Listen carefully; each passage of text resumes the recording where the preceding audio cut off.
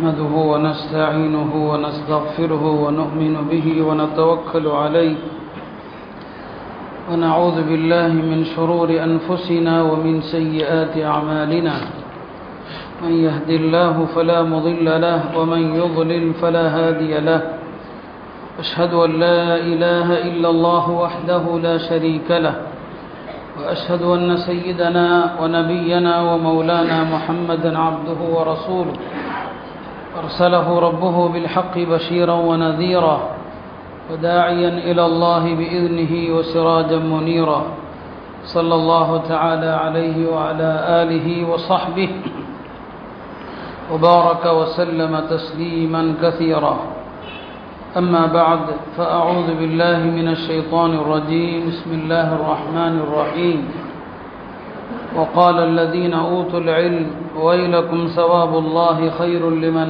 آمن وعمل صالحا ولا يلقاها إلا الصابرون وقال النبي صلى الله عليه وسلم ازهد في الدنيا يحبك الله وازهد فيما في أيدي الناس يحبك الناس أو كما قال صلى الله عليه وسلم கண்ணியத்திற்குரிய அல்லாஹ்வின் நல்லடியார்களே,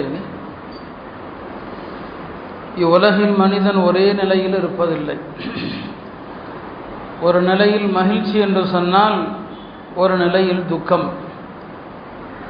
இந்த உலகம் ஏற்றத்தாழ்வுகளை கொண்ட ஒரு உலகம், நன்மையும் தீமையும் மாறி மாறி நடக்கிற உலகம், வெற்றியும் தோல்வியும் மாறி மாறி வரக்கூடிய உலகம், கஷ்டங்களும் மகிழ்ச்சிகளும் மாறி மாறி வரக்கூடிய உலகம். இந்த உலகத்தில் ஒரு சந்தோஷமான விஷயம் நடந்தால் கவலை தரக்கூடிய 10 விஷயங்கள் நடக்கிறது. இதுதான் அன்றாடம் நாம் இந்த உலகத்திலே பார்த்து வருகிற விஷயம். ஒரு காலத்தில் ஆட்சி அதிகாரத்தில் முஸ்லிம்கள் இருந்தாங்க. இன்றைக்கு அவர்கள் பிறரால் ஆளப்படுகிறார்கள். மனிதன் ஆட்சியில் இருந்த காலத்தில் நினைத்து கூட பார்த்திருக்க மாட்டான், இப்படியெல்லாம் நடக்கும் என்று யாராவது எண்ணி இருக்க முடியுமா? ஆனால் உலகம் அப்படித்தான், வரலாறுகளும் அப்படித்தான், ஒரே நிலையில் இருப்பது கிடையாது. நாம் வாழும் காலத்திலேயே எவ்வளவோ நபர்களை பார்த்திருக்கிறோம். ஒரு காலத்திலே செல்வச் செழிப்போடு இருந்தவர்கள் இன்று வசதியின்றி அடிப்படை தேவைகளுக்கு கஷ்டப்படுகிற மக்களையும் பார்க்கிறோம். ஒரு காலத்திலே வறுமையில் இருந்தவர்கள் இன்று செல்வச் செழிப்பில் இருப்பதையும் நாம் பார்க்கிறோம். எத்தனை வகையான காட்சிகளை இந்த உலகம் நமக்கு முன்னால் காட்டிக் கொண்டிருக்கிறது. ஆனாலும் கூட இந்த உலகத்தினுடைய உண்மை நிலையை மனிதன் புரிவதென்பது கிடையாது. இந்த உலகம் எப்படிப்பட்டது? மாறுகிற ஒரு உலகம். தன்னிடம் இருக்கும் வரை மனிதன் தன்னை விட்டு இது நீங்கவே நீங்காது என்றுதான் எண்ணிக்கொண்டிருப்பான். தன்னை விட்டு இது ஒருபோதும் விலகி செல்லாது என்றுதான் எண்ணிக்கொண்டிருப்பான். இதுதான் ஏமாற்றுகிற உலகம்.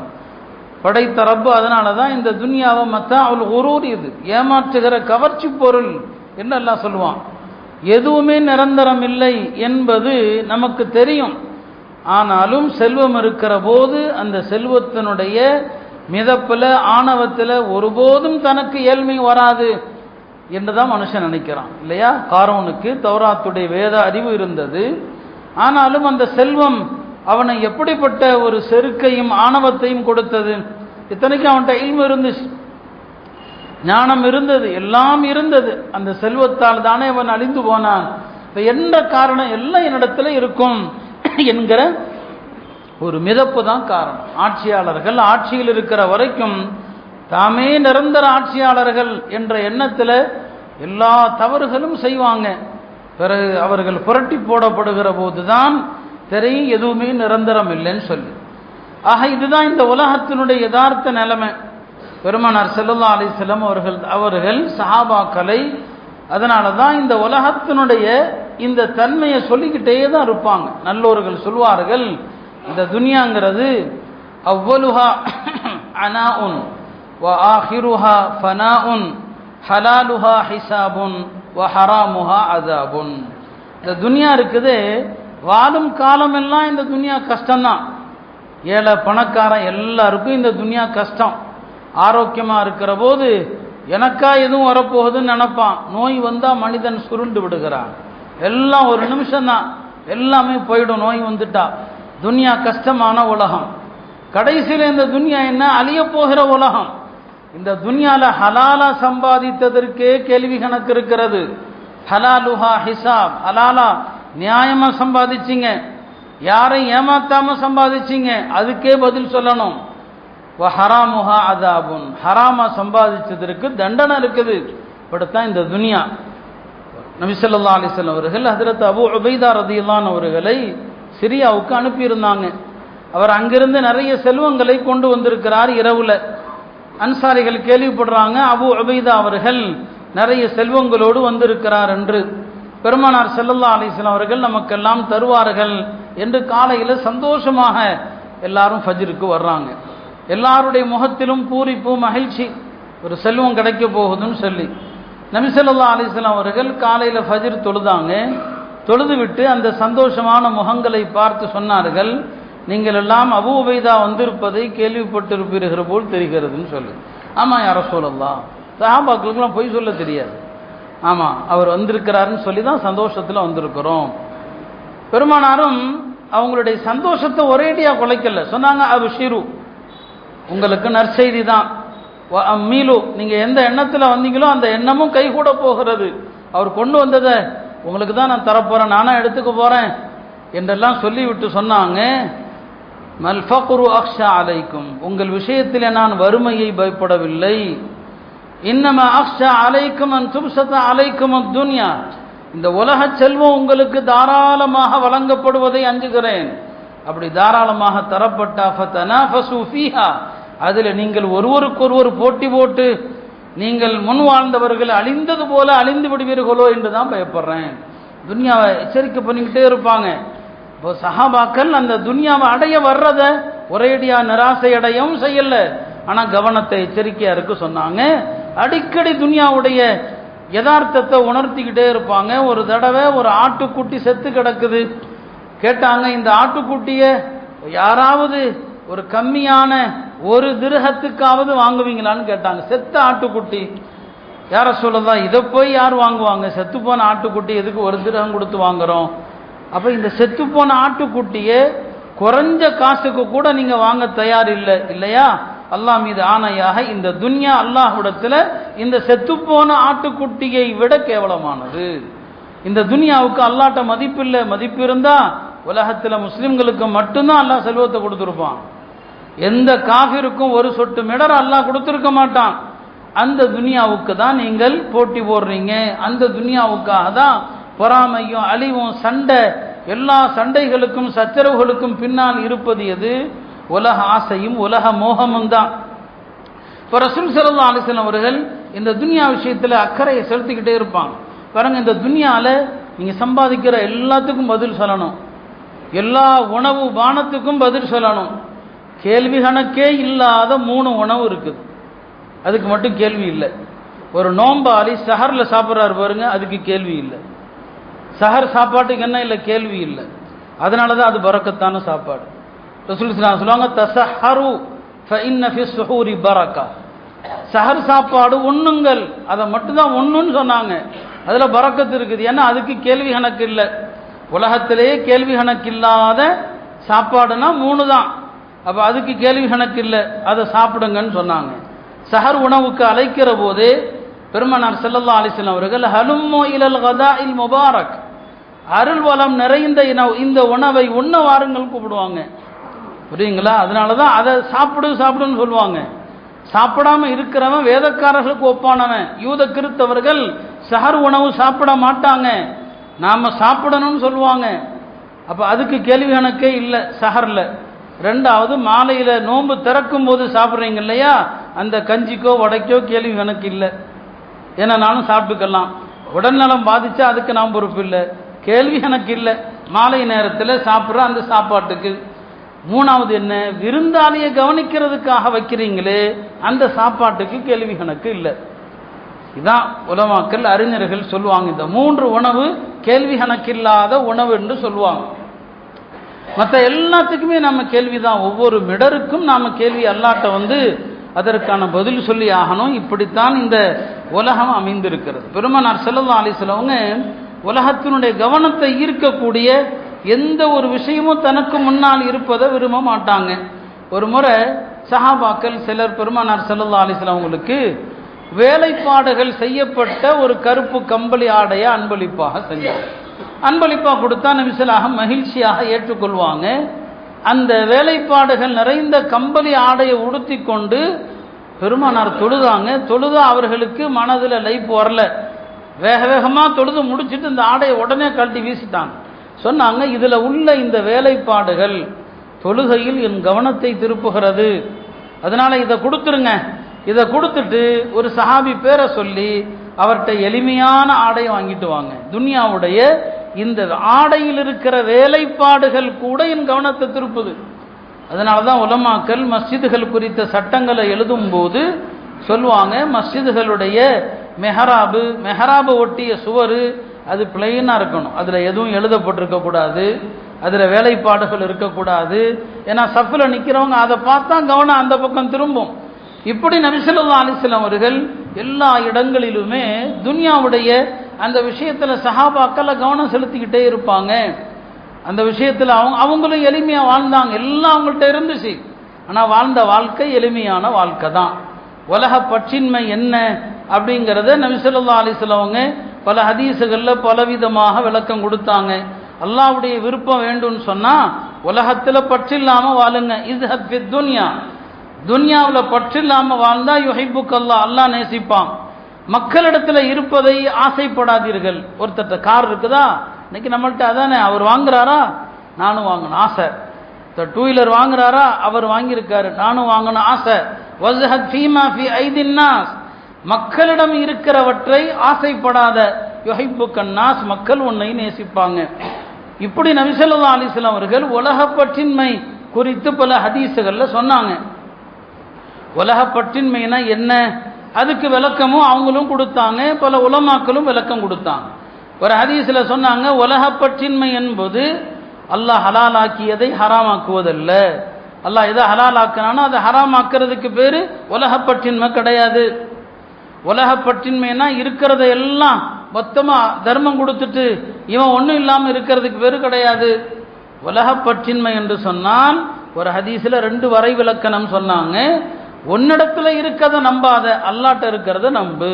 உன்னிடம் இருப்பதை நம்பாத, அல்லாட்ட இருக்கிறத நம்பு. அதான் உலகப்பற்றின்மை. பாக்கெட்டில் லட்சக்கணக்கில் இருக்குது, அதை நம்பாதீங்க, அல்லாட்ட இருக்கிறத நம்புங்க. இரண்டாவது, ஒரு சோதனை வந்தால் வர்றதுக்கு முன்னால சோதனை விரும்பக்கூடாது. ஒரு சோதனை வந்தால் அந்த சோதனைக்கு அல்லாஹ் தருகிற கூலியை எண்ணி பார்த்து இந்த சோதனை வராமல் இருந்திருக்கலாமே என்று எண்ணக்கூடாது. வந்த பிறகு அல்லாஹ் எவ்வளோ பெரிய கூலி வச்சிருக்கிறான் அப்படின்னு நினைங்க. இப்படி அவங்களே உலகப்பற்றின்மைக்கு விளக்கம் கொடுத்தாங்க. ஒரு காலத்தில் ஒரு 2 ஆலிம்களுடைய ஒரு சம்பவத்தை உலமாக்கள் குறிப்பிடுறாங்க. சரிங்களா? ஒரு ஊரில் ஒரு பெரிய அறிஞர் இருக்கிறார். அந்த அறிஞருடைய மாணவர் ஹஜ்ஜுக்கு போகலாம் என்று எண்ணி தம்முடைய ஆசிரியரிடத்தில் சொல்லிவிட்டு செல்லலாம் என்று ஆசிரியரிடத்தில் தாம் ஹஜ்ஜுக்கு போவதை சொல்றதுக்காண்டி வர்றான். அந்த ஆசிரியர், அந்த ஷேக், அவங்க தினமும் 3 மீன்கள் பிடிப்பாங்க. ஒரு மீன் தன்னுடைய வீட்டார் எல்லாரும் சாப்பிட்றதுக்கு, ஒரு மீன் தர்மம் செய்வார், இன்னொரு மீனை விற்று அதில் வரக்கூடிய பணத்தை வச்சு அவர் மீன் பிடிக்கிற வலை அதையெல்லாம் சரி பண்ணிக்குவார். 3 தான் பிடிப்பார், அதுக்கு மேலே அவர் பிடிக்க மாட்டார், அவருடைய பழக்கம். அப்போ மீன் பிடிச்சிட்டு இருக்கும்போது அந்த மாணவரும் வர்றாரு. 3 மீன், அதுக்கு விளக்கமும் சொல்கிறார். ஒரு மீன் சாப்பிட்டுக்குவோம், ஒரு மீன் தர்மம், ஒரு மீனை விற்று காசா வச்சுக்குவேன்னு சொல்கிறார். அப்போ அந்த ஷேக் சொல்கிறாங்க, சரி ஹஜ்ஜுக்கு சிறப்பு. அந்த காலத்தில் ஒன்று நடந்து போவாங்க அல்லது ஒட்டகத்தில் போவாங்க. அவர் சொல்கிறாரு, நீ போகிற வழியில் கைரோ வரும், இன்றைய மிஸ்ரில் இருக்கிற ஒரு ஊர். அங்கே என்னுடைய சகோதரர் ஒருத்தர் இருப்பார், அவரும் ஆலிம் தான். அவரை பார்த்தா என்னுடைய சலாமை எத்தி வச்சுட்டு போப்பா, போகிற வழியில் சொல்லிட்டு போயிருங்கிறார். சலாமை மட்டும்தான் எத்தி வைக்கணுமா, வேற எதுவும் வேற எதுவும் சொல்ல வேண்டாம், நான் சலாம் சொல்லுங்கிறார். இவரும் போகிறாரு. ஹஜ்ஜுக்கு போகிற வழியில் காஹிரா வருது, கைரோ வருது. அந்த தம்முடைய ஆசிரியருடைய சகோதரர் அவர் எங்கே இருக்கிறாரு, அவருடைய வீடு எங்கன்னு விசாரிக்கிறாரு. மக்கள்லாம் ஒரு இடத்த காட்டுறாங்க. அங்கே பார்த்தா அங்கே பிரம்மாண்டமான மாளிகையாக இருக்குது. இது நம்முடைய ஷேகுடைய சகோதரர் வீடாக இருக்க முடியுமா, இவ்வளோ பெரிய அரண்மனையாக இருக்குது, ஒருவேளை இதுக்கு பக்கத்தில் ஏதாவது குடிசை எதுவும் இருக்குமோ, மக்கள் தெரியாமல் சொல்கிறாங்களோ அப்படின்னு நினச்சிட்டு இருக்கும்போது ஒரு பெரிய ஆரவாரத்தோடு ஒருத்தர் வருகிறார். சரி, இந்த கூட்டத்தில் தான் தன்னுடைய ஷேக் சொன்னால் அவருடைய சகோதரர் இருப்பாரோ என்று எண்ணி அவர் பேரை சொல்லி இன்னார் யாருங்கன்னு கேட்குறாரு. மக்கள் சொல்கிறாங்க, அதுவும் அந்த பிரம்மாண்டமாக வர்றாரு இல்லையா, மக்கள்லாம் சூழ்ந்துருக்கிறாங்களே அவரு தான். இவருக்கு ஒரே ஆச்சரியம், என்னடா நம்முடைய உஸ்தாது சொன்ன அவருடைய சகோதரர் வீட்டை பார்த்தா பயங்கரமாக இருக்குது, இவ்வளோ ஆடம்பரமாக இருக்கிற மாதிரி தெரியுது. சரி, அவர் சலாம் சொல்ல சொன்னார், நானும் போய் இவரும் போய் என்ன செய்கிறாரு, உங்களுடைய சகோதரர் உங்களுக்கு சலாம் சொன்னார் அப்படின்னார். அவர் பதில் சலாம் சொல்லிட்டு, அப்படியா, நீ ஹஜ்ஜை முடிச்சுட்டு திரும்பி வரும்போது என்னை பார்த்துட்டு போங்கிறாரு. அவர் ஹஜ்ஜை முடிச்சுட்டு திரும்பி போகிறப்ப என்னை பார்த்துட்டு போ. அவரும் ஹஜ்ஜுக்கு போனார். திரும்பி வருகிற போது அந்த வழியாக வந்தார். சரி, உஸ்தாதுடைய சகோதரர் அல்லவா சொன்னார், பார்க்க சொன்னார், வந்து பார்த்தார். பார்த்தப்போ அவர் சொன்னார், என்னுடைய சகோதரரை கண்டா சொல்லு, எவ்வளோ நாளைக்கு தான் துன்யா துன்யான்னு அலைய போகிறீங்க அப்படின்னு கேளுங்கிறார். இவருக்கா ஒரே கோபம், ஆச்சரியம். அவர் 3 மீனை பிடிச்சி அதில் ஒன்றை தர்மம் கொடுத்து ஒன்றை விற்று சாதாரணமாக வாழ்ந்துட்டு இருக்கிறார். இவர் ஆடம்பரமான மாளிகையில் உட்கார்ந்துருக்கிறாரு, ஏகப்பட்ட வேலைக்காரங்க இருக்கிறாங்க. இவர் அவருக்கு சொல்கிறாரு, எத்தனை நாளைக்கு தான் துன்யா துன்யான்னு துன்யாவை சம்பாதிக்க போகிறேன்னு அவர்கிட்ட போய் சொல்லுங்கிறார். என்னடா இது, இவர் இவ்வளோ ஆடம்பரமாக வாழ்ந்துட்டு இருக்கிறாரு, அவருக்கு அறிவுரை சொல்கிறாரு. கொஞ்சம் வருத்தத்தோடு தான் போகிறார். ஹஜ்ஜை முடிச்சுட்டு தன்னுடைய ஆசிரியரை சந்திக்கிறாரு. அவரை பற்றி பேச இவர் விரும்பல, ஏன்னா அவர் வாழ்க்கை அப்படிலாம் இருக்குது, அவரை பற்றி எதுக்கு சொல்லணும்னு சொல்லி அந்த ஆசிரியராக கேட்குறாங்க, என்னப்பா என் சகோதரரை பார்த்தியான்னு. பார்த்தார். சலாம் சொன்னியா, உங்கள் சலாம் எத்தி வச்சேன், வரும்போது பார்க்க சொன்னார், பார்த்தேன். ஏதாவது சொன்னார்? ஆமாம் சொன்னார், ஆனால் அதை சொல்கிறது எனக்கு பிடிக்கல. ஏன், என்னப்பா சொல்லு. இல்லை, நீங்கள் எளிமையாக இருக்கிறீங்க, டெய்லி 3 மீனை பிடிச்சி ஒரு மீனை வீட்டுக்கு ஒரு மீனை தர்மம் ஒன்றை விற்று காசை வச்சுக்கிறீங்க. அவர் பார்த்தா ஆடம்பரமாக இருக்கிறாரு, ஆனால் உங்களுக்கு அவர் சொல்கிறாரு, எத்தனை நாளைக்கு துன்யா துன்யான்னு இருக்க போகிறீங்கன்னு சொல்லி. உடனே அந்த ஷேக் அழுதாங்க, சொன்னாங்க, உண்மைதான், சதாக்கா, அவர் சொன்னது உண்மைதான். அவருடைய கையில் உலகம் இருக்குது, அவருடைய உள்ளத்தில் உலகம் இல்லை.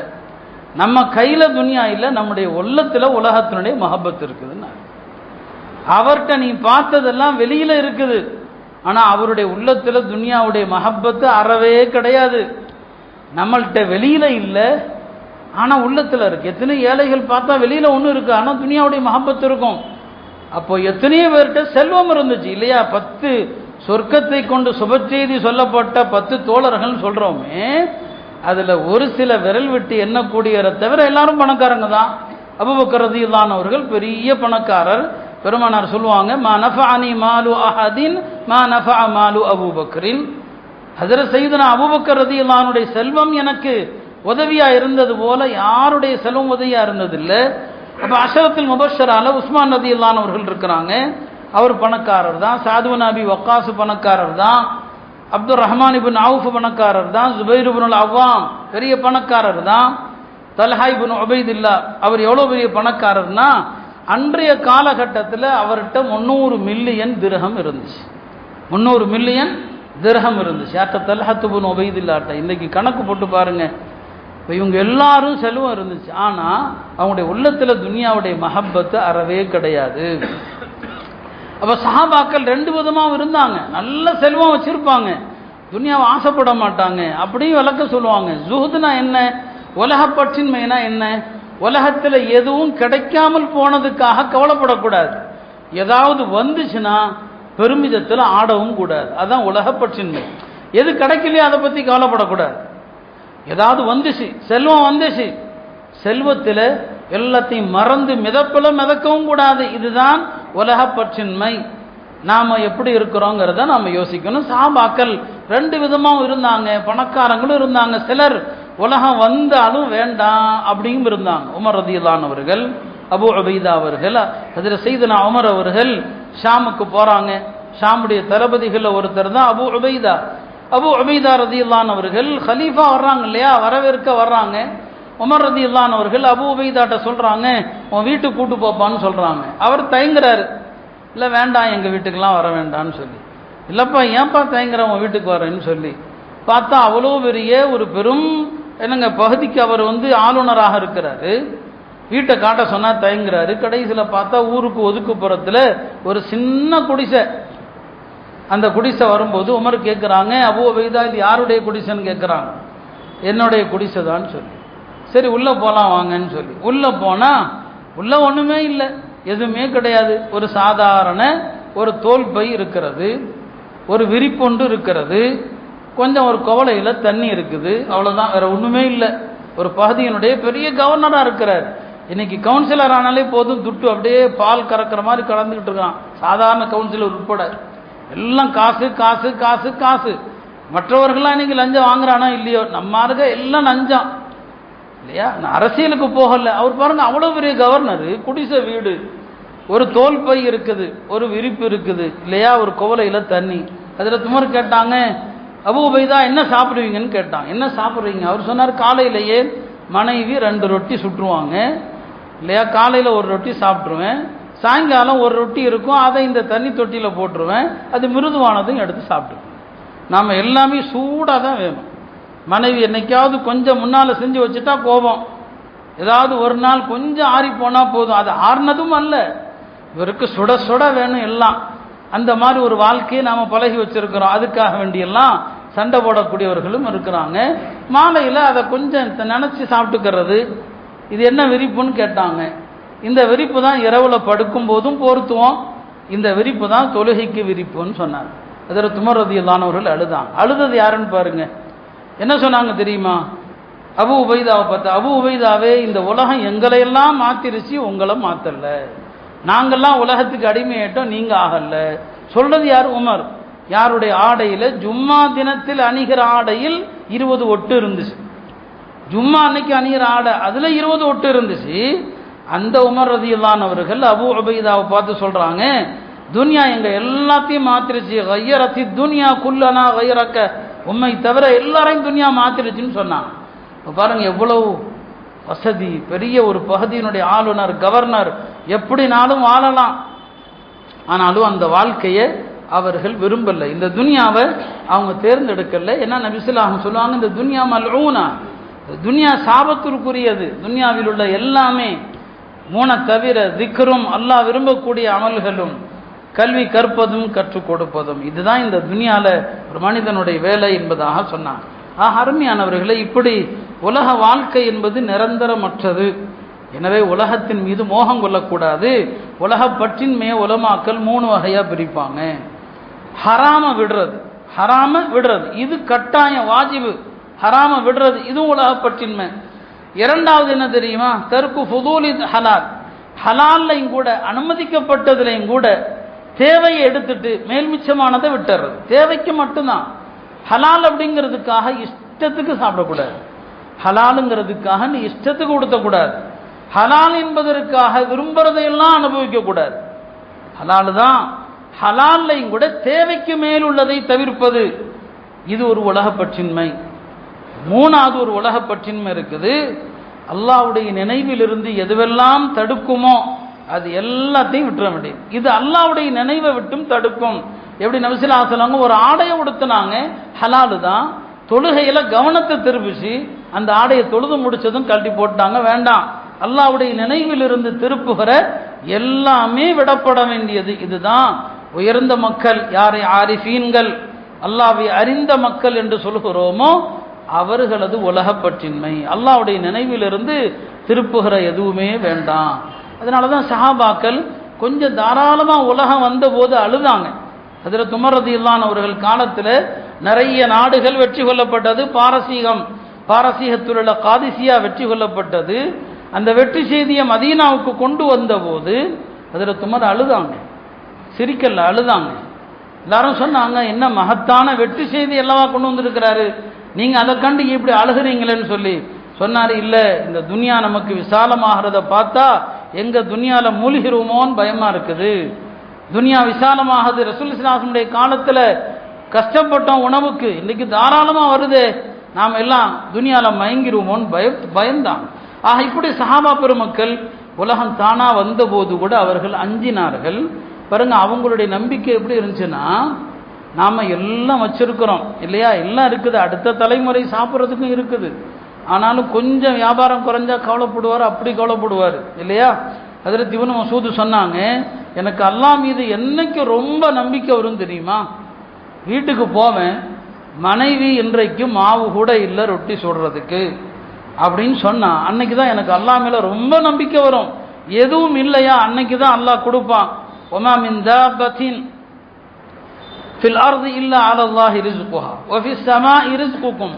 வானத்துல ரிஸ்க் இருக்கு, நம்ம வீட்டில் கிடையாது. இல்லைன்னு சொன்னாதான் அப்ப இன்னைக்கு ரிஸ்க் வரும். நாமெல்லாம் இருந்துச்சுன்னா தான் நம்புவோம். இமாம் அஹ்மது பின் ஹம்பல் சொன்னாங்க, எனக்கு வாழ்க்கையில சந்தோஷமான நாள் எது தெரியுமா? வீட்டில் எதுவுமே இல்லைன்னா நான் சந்தோஷப்படுவேன். ஏன்னா எதுவும் இல்லைன்னா எனக்கு ரிஸ்க தர்றது அல்லாஹ் தருகிறான்னு சொல்லி. இதெல்லாம் அவங்களுடைய உயர்ந்த நிலை. நாம அதுல கொஞ்சத்தையாவது எடுக்கணுமா இல்லையா? பாயசீதுங்கிற ஒரு பெரிய சூஃபி ஞானி இருந்தாங்க. அவர்கள் ஒரு வாலிபரை சந்தித்தாங்க. அந்த வாலிபர் பாயசீத் பிஸ்தாமிகிட்ட கேட்டாங்க, ஜுஹுதுனா என்ன, உலகப்பற்றின்மைனா என்னன்னு கேட்டாங்க. அவங்க சொன்னாங்க, பாயசீத் பிஸ்தாமி சொன்னாங்க, உலகப்பற்றின்மைன்னு சொன்னா அல்லாஹ் கொடுத்தால் அல்லாஹ்வுக்கு நன்றி சொல்வது, அல்லாஹ் கொடுக்காவிட்டா அதையும் பொருந்தி கொள்றதுன்னு சொல்லி. அதுக்கு அந்த வாலிபர் சொன்னாரு, இதுதான் உலகப்பற்றின்மைன்னு சொன்னா இது விலங்குகள்கிட்ட கூட இருக்குது. விலங்குகளும் கிடைச்சா சாப்பிடும், இல்லைன்னா சபர் செய்யும். அப்போ அவங்க கேட்டாங்க, அப்படின்னா உலகப்பற்றின்மை என்னப்பா சொல்லப்பான்னு கேட்டாங்க. அப்போ அந்த வாலிபர் சொன்னாராம், உலகப்பற்றின்மை என்பது கிடைத்தால் அடுத்தவர்களுக்கு கொடுக்கணும், கிடைக்காவிட்டால் அல்லாஹ்வை புகழணும். எப்படிங்க, வந்ததுன்னா அதை அடுத்தவங்கள்ட்ட கொடுத்துறணும். அப்படிதான் சஹாபாக்களும் இருந்தாங்க இல்லையா? எர்முக் போர்ல தாகத்தில் தண்ணி வருது, அவருக்கே தாகம் இருக்குது, பக்கத்தில் உள்ளவருக்கு கொடுங்க இல்லையா? அவருக்கு தாகம் இருக்குது, பக்கத்தில் உள்ளவருக்கு கொடுங்க. அந்த வாலிபர் சொன்னாரு, உலகப்பற்றின்மை என்பது வந்தா மற்றவங்களுக்கு கொடுக்கணும், வரலையா அல்லாஹ் புகழணும்னாரு. பாயசீது சொன்னாங்க, ஒரு வாலிபர்கிட்ட இருந்து நான் உலகப்பற்றின்மை என்றால் என்னவென்று கற்றுக்கொண்டேன்னு சொன்னாங்க. ஆக அருமையானவர்களே, இப்படி இந்த துனியாவில் நடக்கிற எல்லாமே மாறிக்கிட்டே தான் இருக்கு. எதுவும் நிரந்தரம் அல்ல. இந்த எண்ணம் வந்தா உலகத்துல நடக்கிறத பத்தி கவலை வராது. இன்னைக்கு ஆட்சியாளர்கள் நம்மளை துன்புறுத்துறாங்க, கவலை வராது. நிரந்தரமா அவங்க கையிலே ஆட்சி இருக்க போது இல்லை. அல்லாஹ் தான் உண்மையான மாலிக்கு, உண்மையான எஜமான், அதிகாரம் அவனுக்கு தான் இருக்குது. அப்ப இதை பத்தி கவலை வராது. உலகம் மாறிக்கிட்டே இருக்கும், நாளைக்கு இன்னொருத்த வரப்போறான். இதான் உலகங்கிற எண்ணம் வரணும். அருமையானவர்களே, அந்த வகையில இன்றைக்கு ஷாபானுடைய முதல் பிறை, ஷாபானுடைய மாதம். ரமதானுக்கு கரெக்டாக ஒரு மாதம் இருக்குது. பெருமானார் ஸல்லல்லாஹு அலைஹி வஸல்லம் ரமதான்ல அதிகமாக நோன்பு நோற்பாங்க, ஷாபான்ல அதிகமாக நோன்பு நோப்பாங்க. ஹஜரத் உஸாமத்து பின் ஸைத் ரலியல்லாஹு அன்ஹு அவர்கள் கேட்டாங்க, யா ரசூலல்லாஹ், மற்ற மாதங்கள்ல நீங்க இந்த அளவுக்கு நோன்பு நோற்பு நான் பார்த்தது கிடையாது, ஆனா இந்த ஷாபான் மாசம் வந்துட்டா மட்டும் இவ்வளவு நோன்பு நோக்குறீங்களே ஏன்னு கேட்டாங்க. அதுக்கு சொன்னாங்க நபி ஸல்லல்லாஹு அலைஹி வஸல்லம், இந்த மாசத்துல நிறைய மக்கள் அலட்சியமாக இருக்கிறாங்க. இந்த மாசத்துல அமல் செய்யறது இல்லை. ரமதான் வருது செஞ்சுக்கலாம், ஆனா ரமதான்லையும் செய்ய மாட்டார், அது ஒரு விஷயம். ஆனா ரமதான் வருது பார்த்துக்கலாம், ரமதான் வருது பார்த்துக்கலாம், எல்லாம் அலட்சியமா இருப்பாங்க. எல்லாரும் அலட்சியமா இருக்கிற போது ஒரு அடியான் அல்லாஹ்வை நோக்கி கவனத்தை திருப்பினால் அல்லாஹ்வுக்கு அது பிடிக்கும். இஷா தொழுகை நபி ஸல்லல்லாஹு அலைஹி வஸல்லம் இரவுல 1/3 கழிந்த பிறகு தொழணும்னு ஆசைப்பட்டாங்க. ஏன்? அப்ப உலகமே தூங்கும், உலகமே தூங்குற நேரத்துல நாம இஷா தொழணும். அது பெருமானாருக்கு பிடிக்கும், அது அல்லாஹ்வுக்கு விருப்பமானது. கடைவீதியில தஸ்பீஹ் சொன்னா அதுக்கு லட்ச நன்மைன்னு நான் சொல்லியிருக்கிறேன். கடைவீதியில லா இலாஹ இல்லல்லாஹ் வஹ்தஹு லா ஷரீக லஹ். அதுக்கு என்ன காரணம்? கடைவீதியில யாரும் அல்லாஹ்வை நினைக்க போறது இல்லை, எல்லாரும் அல்லாஹ்வை மறந்துருக்கிறான். கடைவீதியில அல்லாஹ்வை மறந்திருக்கிற இடத்துல ஒரு அடியான் அல்லாஹ்வை திக்ர் செய்யறான்னு சொன்னா அல்லாஹ்வுக்கு அது பிடித்தமானது. எங்கெல்லாம் கவனக்குறைவா மக்கள் இருக்கிறாங்களோ தஹஜ்ஜுதியே அல்லாஹ்வுக்கு பிடித்தமானது. எல்லாரும் தூங்குது, உலகமே தூங்குது, இவன் எஞ்சி நிற்கிறான். எல்லாம் அல்லாஹ் மறந்திருக்கும் போது நீ அல்லாஹ்வை நினை. 3 நபர்களை அல்லாஹ் நேசிப்பதாக பெருமானார் ஸல்லல்லாஹு அலைஹி வஸல்லம் சொன்னாங்க. ஒரு வியாபார கூட்டம் நைட்ல போய்கிட்டே இருக்கிறாங்க, ஒரு இடத்துல களைச்சு போய் எல்லாரும் படுத்துறாங்க. ஒரு மனிதர் எஞ்சி அல்லாஹ்வை தொழுகிறார், அவரை அல்லாஹ் நேசிக்கிறான். ஒரு போர்ல எல்லாம் வீழ்ந்துட்டாங்க, தோத்து போயிட்டோன்னு சோர்ந்துட்டாங்க. ஒரு மனிதர் தன்னந்தனியாக போய் போராடினாரு, அவர் அல்லாஹ் நேசிக்கிறான். 3ஆவதாக ஒரு மனிதர் ஒரு பெரிய கூட்டத்தில் யாசிச்சார், யாருமே அவருக்கு கொடுக்கல. ஒரு நபர் இருந்தும் சபையில கொடுக்க கூடாதுன்னு சொல்லி அவரை தனியா கூப்பிட்டு கொடுத்தார். இந்த 3 பேரை அல்லாஹ் நேசிப்பதாக சொன்னார். அருமையானவர்களே, ஷாபானுடைய மாதத்தில் நஃபில் சுன்னத்தான நோன்பு வைப்பது என்பது ரமலானுடைய முன் சுன்னத்தை போல. ஃபர்லான தொழுகைக்கு முன் சுன்னத்து இருக்கிற மாதிரி ரமலானுக்கு முன் சுன்னத்து தான் இந்த ஷாபான்ல நோன்பு வைக்கிறது. ரமலானுக்கு பின்னாலையும் பின் சுன்னத்து இருக்குது, அது ஷவ்வால் 6 நோன்பு வைப்பது. ஆக நபி ஸல்லல்லாஹு அலைஹி வஸல்லம் ரமலான் ஷாபான் மாசம் முழுவதுமே நோன்பு வைப்பாங்க. சில வருடங்கள் பெரும்பாலும் நோன்பு வைப்பாங்க. இதான் நபி ஸல்லல்லாஹு அலைஹி வஸல்லம் பழக்கம். எனவே அந்த மக்கள் எல்லாம் அலட்சியமாக இருக்கிற இந்த மாதம் வந்துருச்சு. இந்த மாதத்தில் அமல் செஞ்சாதான் ரமலான்ல ஆர்வத்தோடு நோன்பு வைக்கலாம், ஆர்வத்தோடு குர்ஆன் ஓதலாம். இந்த மாதத்தில் ஆரம்பிக்கணும். முன்னோர்கள் சொல்லுவாங்க, ஷாபான் ரஜப் என்பது விதைக்கிற மாதம், ஷாபான் என்பது தண்ணீர் ஊற்றுகிற மாதம், ரமதான் அறுவடை செய்கிற மாதம். இப்போ நாம் ரஜபில் விதைக்கவும் இல்லை, ஷாபானில் தண்ணி ஊற்றுறதும் இல்லை, ரமதானில் என்ன நமக்கு கிடைக்க போகுது? அப்போ இந்த ஷாபானிலிருந்தாவது நாம் நம்முடைய அலட்சியத்தை மறந்து இந்த மாதத்திலிருந்து நாம் அமல்களை துவங்கணும், கஃலத்தை விடணும். இப்போ புனிதமான ஷபை பராத் இருக்குது, அந்த இரவுல ஒரே ஒரு விஷயம்தான் ஹதீஸில், பாவம் மன்னிக்கப்படுது சிலரை தவிர. யார் உறவுகளை பிரிந்து உறவுகளை பகைச்சிட்டு இருக்கிறானோ அவனுக்கு பாவம் மன்னிப்பு இல்லை. இப்போ இந்த மாதத்தில் அமல்கள், உறவுகளை சீராக்குங்க, பெற்றோர்களுடைய உறவுல கவனம் செலுத்துங்க. உறவுகளை முதன்மையானது அதுதான். தாய் தந்தையினுடைய உறவுக்கு நிகராக உலகத்தில் என்ன இருக்குது? ஏன்னா வாலிபர்கள் ரொம்ப ரொம்ப தாய் தந்தையர் மீது எரிச்சப்படுறாங்க இல்லையா? மூசா அலைஹிஸ்ஸலாமுடைய சம்பவத்தில் பாருங்க, அல்லாஹ் மூசா அலைஹிஸ்ஸலாமே தூக்கி போடுன்னு சொல்லிட்டான் நைல் நதியில் தாயார்கிட்ட. நான் பார்த்துக்கிறேன்ட்டான் அல்லாஹ், நான் பார்த்துக்கிறேன், நீ கவலைப்படாத. ஒலா தஹ்சனி ஒலா தஹாஃபி சொல்றது யாரு? அல்லாஹ். அல்லாஹ் சொல்றான் கவலைப்படாத, எல்லாம் சொல்றான். ஆனாலும் அல்லாஹ் சொல்லிட்டான்னு சொல்லி அந்த தாயுடைய மனம் எப்படி இருந்துச்சு? தண்ணியில போட்ட பிறகு அல்லாஹ் சொல்றான், வஅஸ்பஹ ஃபுஆது உம்மி மூஸா ஃபாரிகா. மூசா அலைஹிஸ்ஸலாமுடைய தாயாருடைய உள்ளம் உலகத்தில் உள்ள எல்லாத்தையும் மறந்துருச்சான், மூசாவுடைய சிந்தனை மட்டும்தான் இருந்துச்சு. அதான் ஃபாரிகா, வேற எந்த சிந்தனையும் இல்லை. பாருங்க, அல்லாஹ் நான் பார்த்துக்கிறேன்ட்டான், கவலைப்படாதேன்னு சொல்லிட்டான். இதுதான் தாயுடைய உள்ளம். ஒரு தாயுடைய உள்ளத்தை அங்க அல்லாஹ் சொல்றான், அஸ்பஹ ஃபுஆது உம்மி மூஸா ஃபாரிகா. எல்லாத்தையும் மறந்து குழந்தை என்னாச்சோ தெரியலையே, அல்லாஹ் பார்த்துக்கிறேன்னு சொல்றான். இதுதான் தாயுடைய உள்ளம். அந்த தாயை வெறுக்கக்கூடாது, அந்த தாயை திட்டக்கூடாது, அந்த தாய் மீது எரிச்சப்படக்கூடாது இல்லையா? இறந்து போயிருந்தாங்கன்னா அந்த தாய்க்காக கண்ணீர் விட்டு அழுது துவா செய்யணும் எத்தனை வருஷம் ஆனாலும் சரி. தந்தையை பற்றி அல்லாஹ் சொல்றான் சூரா யூசுப் அலி இஸ்லாம்ல பாருங்க இல்லையா? யூசுப் அலி இஸ்லாம் சின்ன வயசுல காணாம போயிட்டாங்க இல்லையா? இப்போ நம்மளும் எத்தனையோ தாய் தந்தையருக்கு காணாம போயிருக்கலாம். அந்த சின்ன வயசுல காணாம போயிட்டாங்க. வேற குழந்தைகளும் இருக்கிறாங்க, மற்ற ஆண் பிள்ளைகள் இருக்கிறான். அல்லாஹ் சொல்றான், வபியல்லத் ஐனாஹு மினல் ஹுஸ்ன். யாக்கூப் அலைஹிஸ்ஸலாமுடைய கண்கள் கவலைப்பட்டு அழுது அழுது கண்கள் வெளுத்து போய்விட்டதுங்கிறான். இந்த ஆயத்தில் தந்தையின் பாசத்தை சொல்றான், அந்த ஆயத்தில் தாயுடைய பாசத்தை சொல்றான். எனவே உங்களுடைய தாய் தந்தையர்கள் இருந்தால் அவங்க சொர்க்கத்தினுடைய 2 வாசல்கள், அவங்களுக்கு பணிவிடை செய்து இந்த மாதத்தில் அவங்களுடைய பொருத்தத்தை பெறுங்க. பல லைலத்துல் கத்ரில் நின்று வணங்கின நன்மை அல்லாஹ் கொடுத்துருவான். எனவே இந்த மாதம் அலட்சிய மாதம் என்று பெருமானார் ஸல்லல்லாஹு அலைஹி சொன்னாங்க.